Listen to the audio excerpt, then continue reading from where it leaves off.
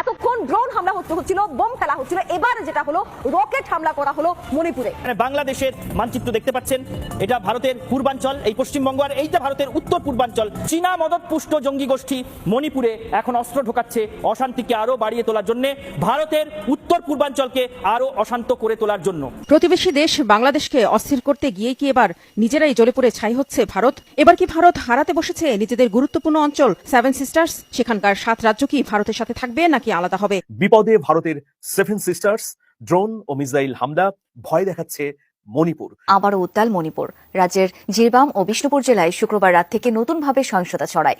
রাজ্যের সাবেক মুখ্যমন্ত্রীর বাড়ি লক্ষ্য করে রকেট ছোড়া হয়, পাশাপাশি হয় গোলাগুলি, যাতে প্রাণ গেছে 5 জনের। গরম বাতে সবসময় বিলাই বেজার হয়, ভারত নাকি বেজার হয়েছে ডক্টর মোহাম্মদ ইউনূসের কথা শুনে।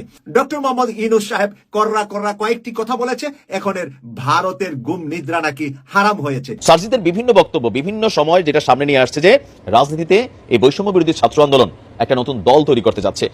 দর্শক, এবার বেকায়দায় পড়েছে ভারতের মোদী সরকার। দর্শক মণ্ডলী, আমরা সকলেই ইতিমধ্যে জানতে পেরেছি বা জানি যে ভারতের